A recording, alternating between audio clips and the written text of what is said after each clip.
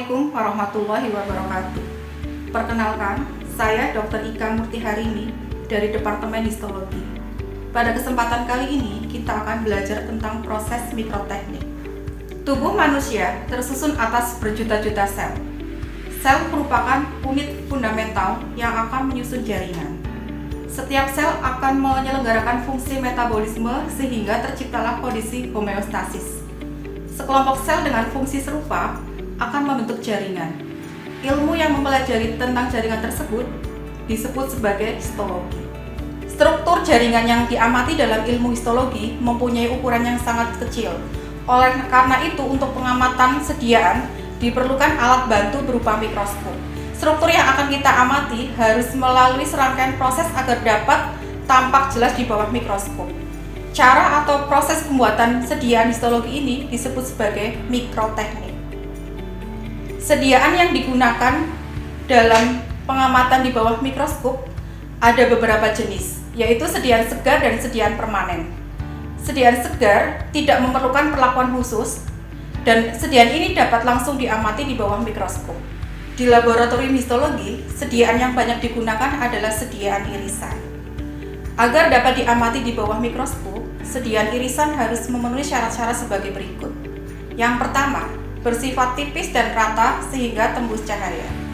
Yang kedua, struktur harus menyerupai struktur sebelum mengalami proses mikroteknik. Dan yang ketiga, kontras antar bagian-bagian nyata. Untuk memenuhi syarat-syarat di atas, irisan jaringan harus melalui serangkaian proses mikroteknik. Pada kesempatan kali ini, kita akan mempelajari proses mikroteknik yang pada umumnya diproses dengan cara parafin. Proses mikroteknik terdiri atas tahapan sebagai berikut. Yang pertama adalah pengambilan jaringan. Jaringan diambil sekecil mungkin, tetapi masih representatif. Organ atau jaringan yang diambil biasanya berukuran 0,2 kali 1,5 kali 2 cm dan dimasukkan ke dalam wadah berisi formalin 10% dengan perbandingan volume organ dan formalin 1:20.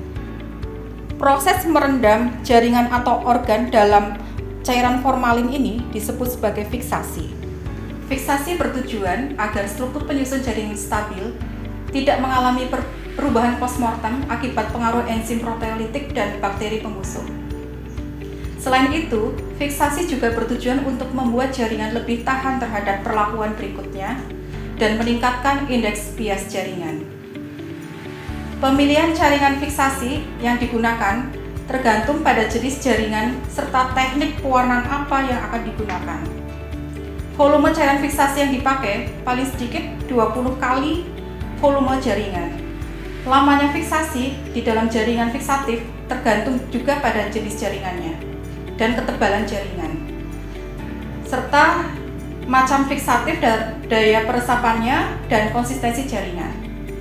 Ada dua macam cairan fiksatif, yaitu yang pertama cairan fiksatif sederhana, misal formalin, etanol, asam cuka, kalium bikromat, dan sublimat. Kemudian cairan fiksatif campuran mengandung lebih dari satu macam zat, misalnya larutan Boeing, larutan Heli, larutan Zenker, dan larutan Carnot. Setelah jaringan difiksasi selama kurang lebih 24 jam, langkah selanjutnya adalah dehidrasi. Dehidrasi dilakukan untuk mengambil semua air yang terkandung dalam jaringan dan membersihkan sisa-sisa fiksatif. Bahan dehidrasi yang digunakan biasanya adalah etanol dengan konsentrasi bertingkat, dan biasanya dimulai dari konsentrasi 70% terlebih dahulu sampai ke etanol absolut atau 100%. Konsentrasi awal etanol yang dipakai tergantung dengan kadar air cairan fiksatif. Masing-masing konsentrasi diulang 3 kali, waktunya 30 menit. Jadi kita mulai terlebih dahulu dari etanol dengan konsentrasi 70%. Masing-masing selama 30 menit. Setelah 30 menit, kemudian nanti dipindah ke etanol 70% dan seterusnya sampai ke etanol absolut atau 100%.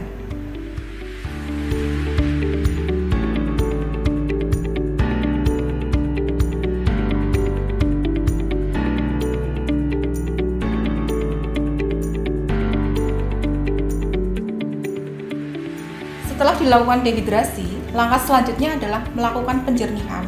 Penjernihan atau clearing bertujuan untuk mengambil etanol yang terkandung dalam jaringan setelah didehidrasi. Bahan penjernih merupakan zat yang dapat bercampur dengan bahan dehidrasi maupun parafin cair, misalnya silol, silen, atau toluen. Cara untuk melakukan penjernihan hampir sama dengan melakukan dehidrasi, yaitu direndam di dalam larutan silol 1, 2, dan 3 masing-masing selama 30 menit.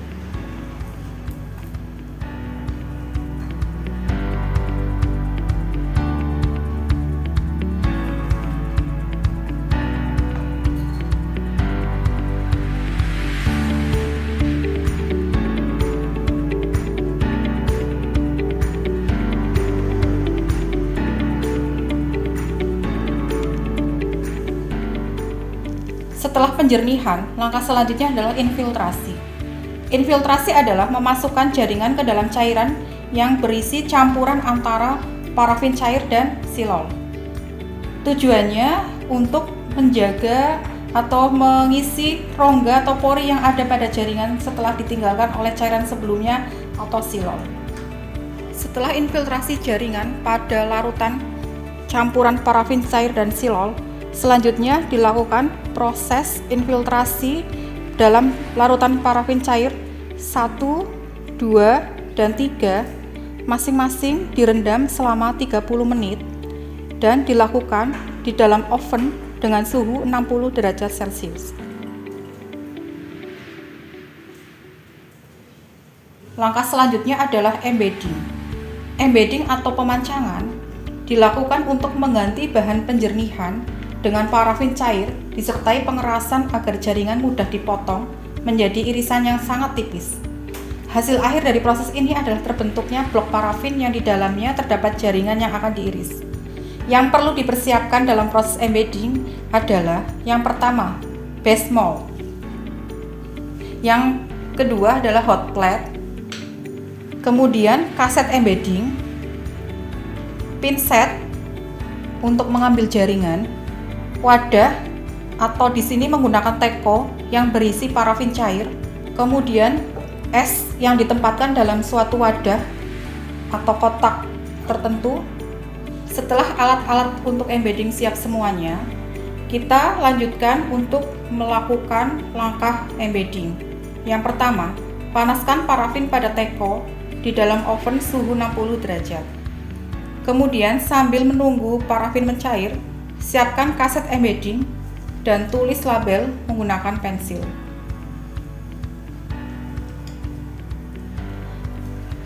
Teko parafin diletakkan di atas hot plate.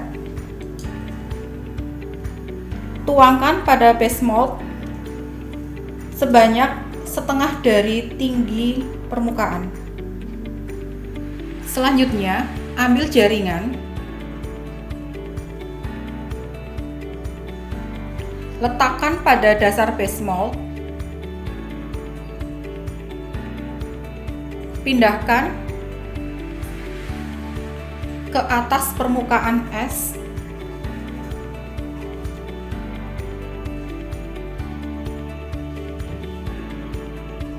diamkan sampai bagian dasar parafin pada base mold membeku.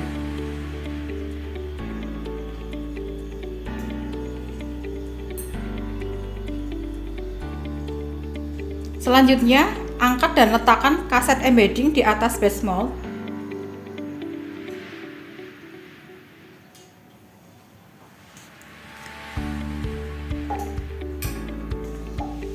Tuang parafin cair sampai setinggi permukaan atas kaset embedding.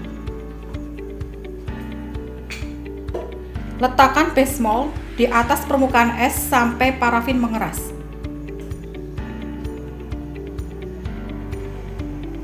Setelah base mold di permukaan es mengeras sempurna, selanjutnya lepas blok parafin dari base mold dengan cara diketukkan.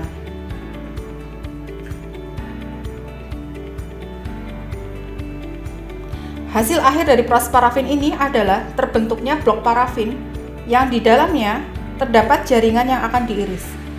Setelah terbentuk jaringan dalam blok parafin, Selanjutnya adalah melakukan proses pemotongan atau sectioning.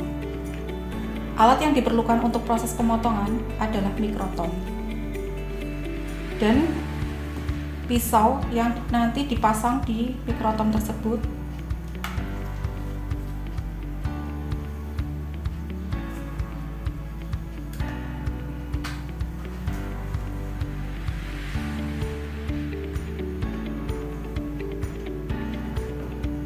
Setelah terpasang, pisau disetel dengan ketebalan 5-12 mikrometer. Setelah mikrotom siap, letakkan blok parafin ke penjepit yang ada di mikrotom. Kemudian, lakukan pemotongan secara perlahan, lapis demi lapis.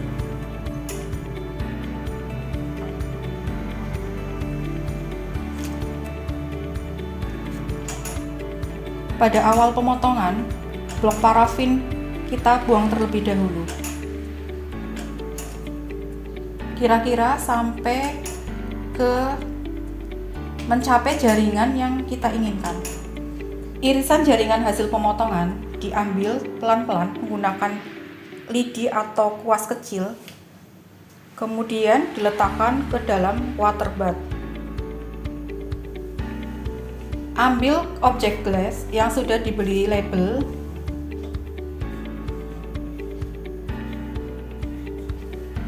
kemudian masukkan ke dalam water bath untuk mengambil irisan jaringan dari bawah sampai jaringan tersebut menempel ke objek glass.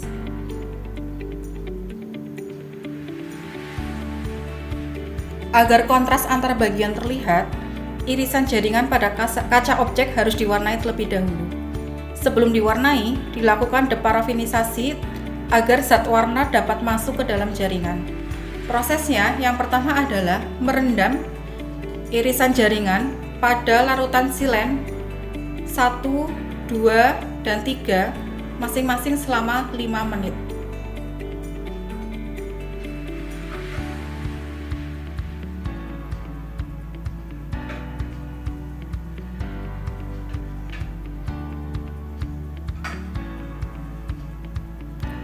Setelah dari silen ketiga, ambil dan tiriskan di atas tisu. Setelah ditiriskan, kemudian lanjut lakukan rehidrasi dalam etanol absolut selama 5 menit. Kemudian pindah ke etanol 90% selama 5 menit. Setelah 5 menit pindah ke etanol 80% selama 5 menit. Kemudian diambil dan cuci menggunakan air mengalir. Proses pencucian dengan air mengalir ini dilakukan selama 1 menit. Setelah rehidrasi, proses selanjutnya adalah pewarnaan atau staining. Pewarnaan yang umum dilakukan adalah pewarnaan hematoksilin eosin. Pewarnaan ini berdasarkan pada reaksi asam basa. Komponen jaringan yang bersifat asam akan mengikat unsur zat yang bersifat basa, yaitu hematoksilin. Komponen jaringan yang bersifat basa akan mengikat unsur zat yang bersifat asam, yaitu eosin. Karena hematoksilin berwarna biru keunguan, maka setelah pewarnaan komponen jaringan yang bersifat asam akan berwarna biru, dan karena eosin berwarna merah, maka komponen jaringan yang bersifat basa akan berwarna merah. Langkah pewarnaan adalah sebagai berikut. Yang pertama, celupkan ke dalam larutan haris hematoksilin. Lama pewarnaan ini disesuaikan dengan jenis jaringan. Pada kali ini dilakukan selama 5 menit. Setelah 5 menit, diangkat dan dicuci dengan air mengalir.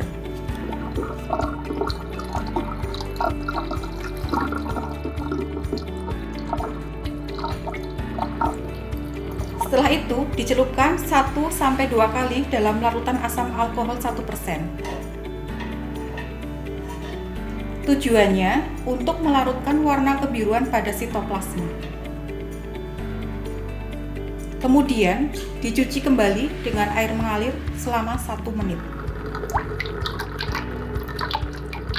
Langkah selanjutnya, mencelupkan ke dalam blue buffer selama 5 menit untuk menguatkan warna biru pada inti sel. Kemudian dicuci kembali dengan air mengalir selama 1 menit. Langkah pewarnaan berikutnya adalah mencelupkan ke dalam larutan eosin selama 1-2 menit. Setelah itu cuci kembali dengan air mengalir selama 1 menit.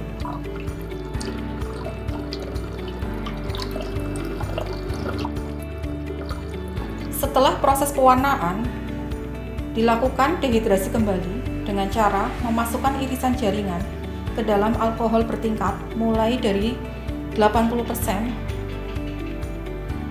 kemudian 90%,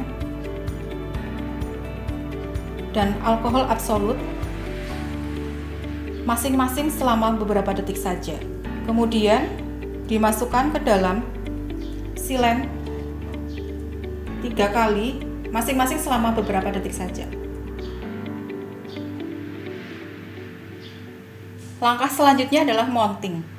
Mounting adalah menutup objek dengan kaca penutup atau cover glass menggunakan mounting media, misalnya Canada Balsam, entelan, atau DPX.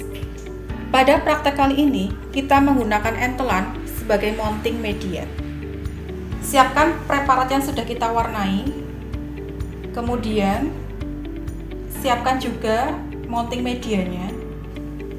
Kita ambil mounting media menggunakan lidi kecil, kemudian kita teteskan pelan-pelan di atas objek gelas.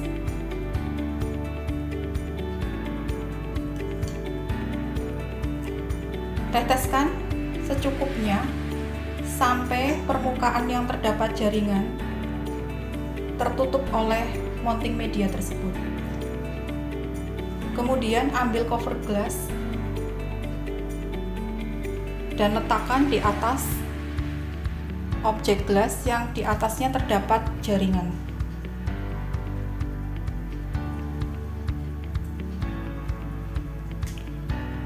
Jadi cover glass ini digunakan untuk melindungi jaringan dengan cara ditempelkan menggunakan mounting media ke objek gelas atau sediaan yang kita buat tadi.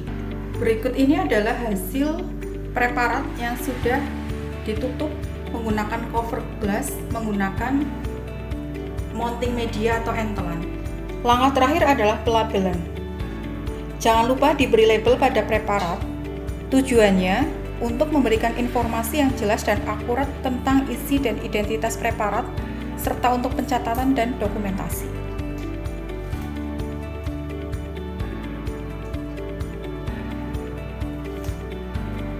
Demikian proses pembuatan preparat atau yang kita sebut sebagai mikroteknik. Semoga bermanfaat dan semangat belajar. Wassalamualaikum warahmatullahi wabarakatuh.